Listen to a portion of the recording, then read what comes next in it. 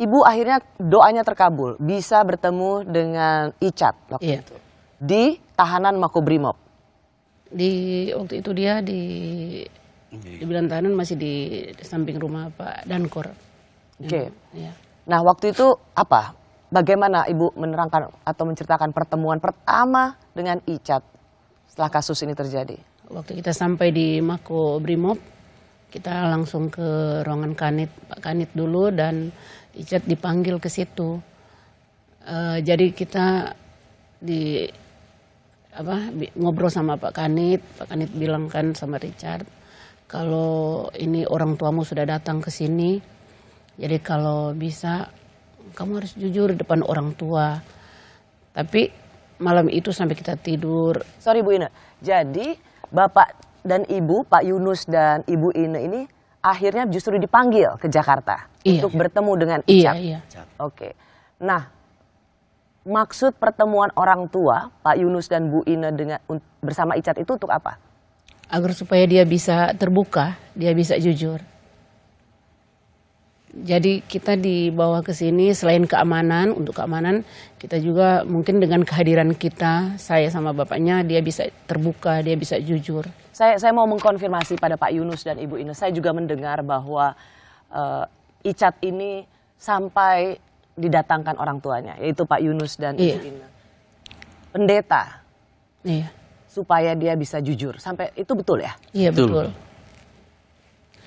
Kita pas datang tanggal 20 itu, malamnya pas besok paginya tanggal 21 kita dibawa ke gereja bersama Icat, dan ada beberapa brimob juga ke sana. Kita ibadah dan sudah menghadap sama Pak Gembala untuk dia bisa jujur, bisa terbuka, tapi memang begitu pada akhirnya memang dia belum bisa jujur, jujur. Jadi Pak Yunus, Ibu Ine, pendeta sudah bertemu dengan Icat supaya ia tergerak hatinya mengatakan yang sebenarnya. Dengan Pak Yunus juga Icat tetap bersikukuh. Tembak menembak. Tetap skenario-nya tembak menembak. Sebagai ayah, apa insting Pak Yunus ketika Icat tetap bilang tembak menembak? Apakah Bapak percaya anaknya berbicara jujur pada waktu itu?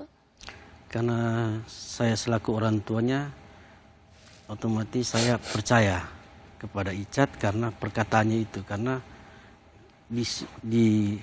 sudah dibesarkan hingga sudah jadi besar, jadi kita tetap percaya. Memang perkataannya Icat begitu. Kalau insting seorang ibu yang melahirkan Icat? Kalau saya memang nggak percaya.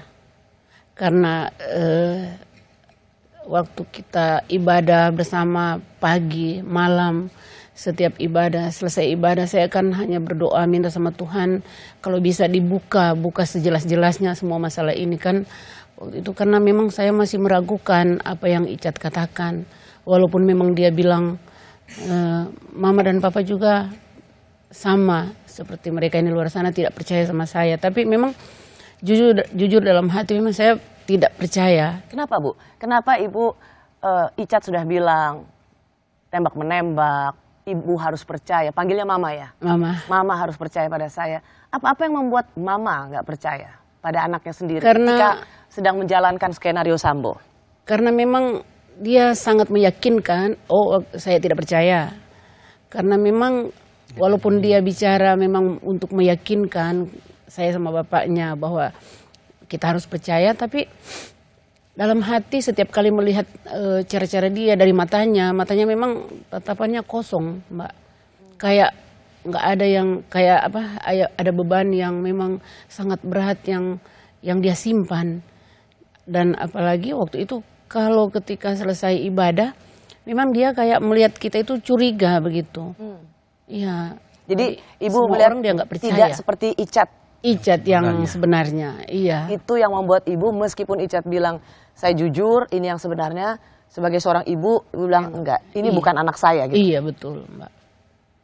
Jadi itu yang setiap kali saya harus minta kalau bisa memang Tuhan buka semuanya. Tapi memang kita berdua juga didoktrin untuk percaya sama dia. Siapa yang doktrin? Icat juga harus Meyakinkan. dia sudah meyakinkan saya sama bapaknya harus percaya sama dia.